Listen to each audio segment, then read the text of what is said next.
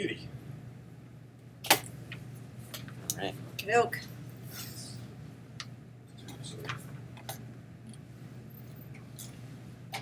So You grew up on the island too. yes, yeah. Born and raised. Okay. So basically take us on a tour and All right. demonstrate how you form the digital technology skills, and how they might inform your teaching practice. So one of the things that really helped me create this folios and really work on it was the digital badges that Garrett was talking about. So each of these badges really helped me focus in on a certain aspect of, computer literacy. So the Google Drive badges, and then I basically set up what each badge did, and then how, at the end, how these badges can help me be a better teacher. And then the Folios badges were in relation to the Folios page that I created, and then going through the Folios website, we were able to unlock different badges. Sometimes it would be Dr. Harper would notice something, and then he would give you a badge, or I would be going through a list of badges, and then I'd say, oh, I can do this. I'm going to write this up and then send Dr. Harper a screen capture. Yeah. And then YouTube badges were, I really liked working with YouTube badges. I found YouTube was a really neat tool from when, I remember when YouTube was just first starting out, and now it seems like it's really focused on becoming a lot more like Google, where they're allowing, for you to make a channel and then you can upload different videos. I know that there's a lot of different programs where teachers can, have students watch certain videos to get them to catch up or to get them to remember certain different aspects of the class. And then the social media badges were just different forms of social media that can help students learn differently or share their information differently. And then last of all was the blogging badges. And so as a class we did about nine blogs, and through each of these blogs we would talk about the what happened the previous week, and then with these badges they basically show how I was able to better say my message that I was saying in the blog. So by adding a video, a screen capture, something like that, it really helped better portray the message. So did you select your badges based on what you wanted to do in your folio, or did you say, oh, I want to learn this badge, and then create something? Was it? I think it was mostly through my interest and something that I felt was within my ability, because some of the badges were quite intimidating, thinking about it, not knowing really what it was. But the more I worked at sort of the easier ones, the more being able to attack and try and figure out the more complicated ones, they became easier, just because I slowly built up that confidence to work with the badges and work with folios and work, with all the computers and everything. Is there one badge that you have your eye on that you think, oh, I'd really like to learn that, because now when I've got the time? Mm-hmm. Yeah, there was definitely a few with the YouTube badges where it was about editing different videos and editing personal videos about yourself, creating that kind of being able to more computer literate with the YouTube badges would be something that I think would be really, really cool, because I'm starting to get more into editing videos and then posting them up on YouTube. I think that's something that's pretty cool. Yeah, That's great.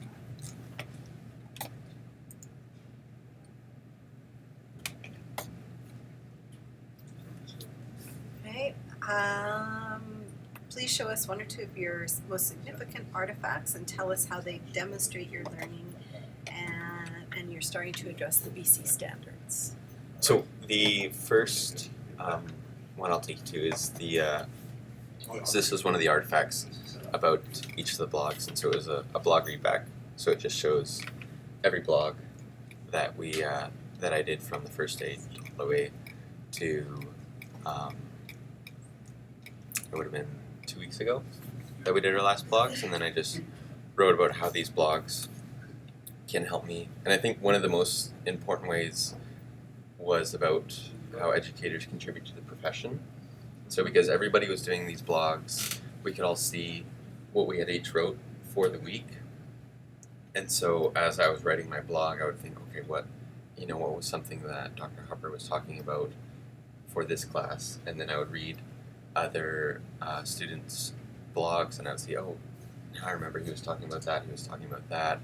And it really helps me get a more well-rounded experience and more comprehensive learning for the class. Did you find that other students' perspectives of that class were really different from each other or similar? Yeah, some people went very in depth into the specifics and the language that Dr. Harper was using, and some people were more about how this class would help them further in teaching. So it really, helped to give a different perspective from everyone, which I think is really important as a teacher, to be able to not only share your own ideas, but to have other teachers' ideas and to work with that. But yeah, so this price of it's something that you learn as a teacher too, because you put something out there, and what everybody's receiving. They have their own perspective. It's a slightly different bent, which what you were seeing on the blog. People focus on kids do it too. Focus on different things. Yeah, I definitely found when I was trying to research for lessons or ideas, that was one of the things, is I would find these different blogs of teachers that would try different things, or different websites that showed all these different lessons. So I think it was really a good starting point for how we as teachers can move forward and work better at sharing that information and looking out for the information. And this would be a great tool to do that. Yeah, and I think even with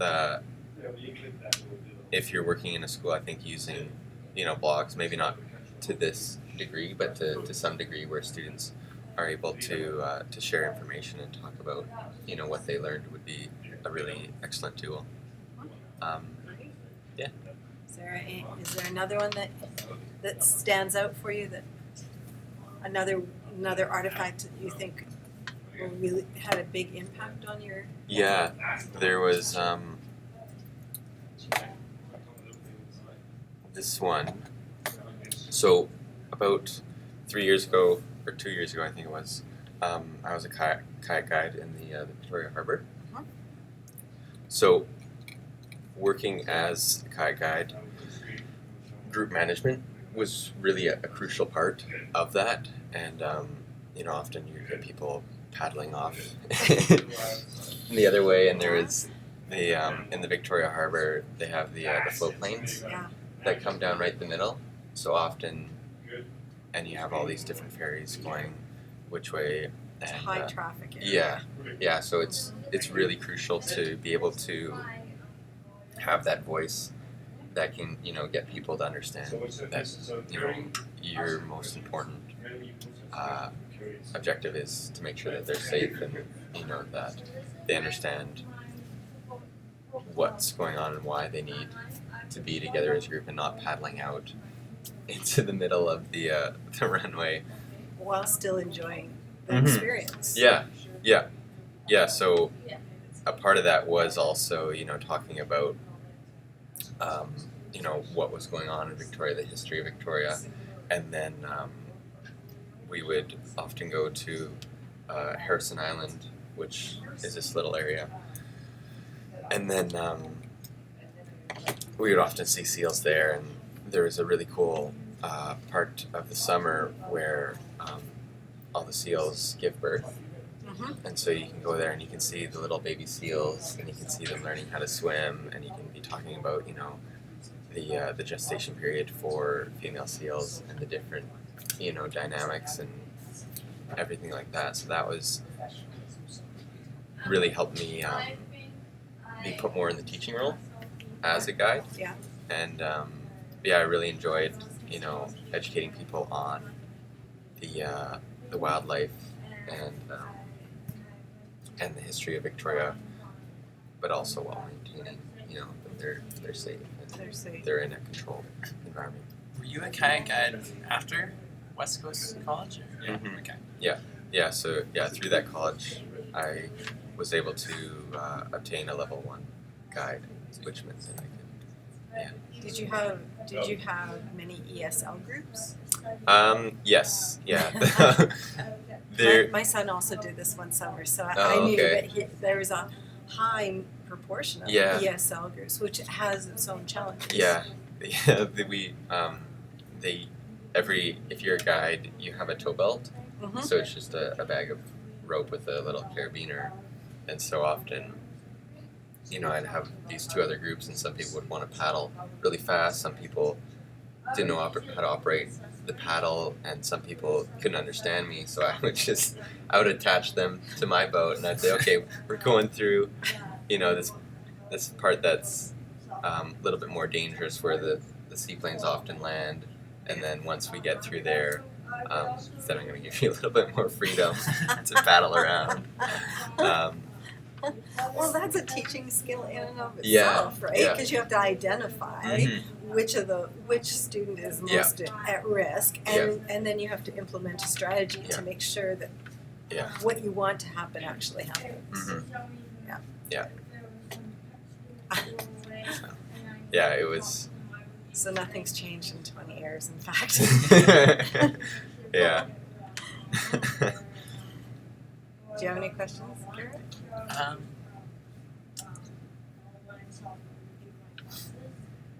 I guess, like, what do you find is the biggest experience you drew from being at the West Coast College to helping you with this program or helping you with teaching in the future? So we can go to this is kind of like the next question. Because I created an artifact for that.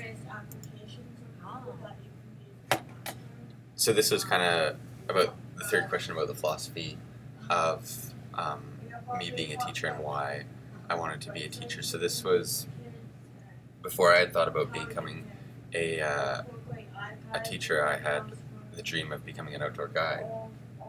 So this was a 1-year outdoor tourism school where I obtained a level 2 certificate in adventure tourism. And so through this school, I was able to obtain my level 1 day guide. I had sailing instructions. I have 80 hours advanced remote wilderness first aid. There was also a big portion of it was dealing with scenarios and dealing with situations, guiding, and how to deal with that. So what we would do towards the end of the year is there would be specific groups, and you'd be partnered up, and you'd be taking the class on a guiding trip, hiking somewhere, and the rest of the class would get personas that they would play out. Okay, yeah. And so you had to deal with these certain The whiny one. yeah, and so for The one that doesn't want to do it anymore. yeah, or there was one where they got quite intricate as as a guide, because sometimes they would be forgetting things, and then you'd be thinking, okay, what's going on here, and then all of a sudden they'd pass out on the ground, and they'd be having a heart attack, and you'd be like, okay, I'm phoning EMS, and then you have to build a stretcher and get them out of there. And then I really enjoyed playing the role as well. One of my favorites was I had to be very, very helpful, but everything I did was terrible. It's counterproductive. Yes. Yeah. They would, be asking, okay, does anybody, because we had someone who's was supposed to speak German, and they're like, does anybody speak German? And I was like, yeah, I speak German. And then I would just fake it, and then, tell them the exact opposite of what they were saying, and it caused quite a bit of confusion. Yeah. So, what are the parallels that you can see being a guide and being a teacher? So definitely, with being a guide, it's a lot more.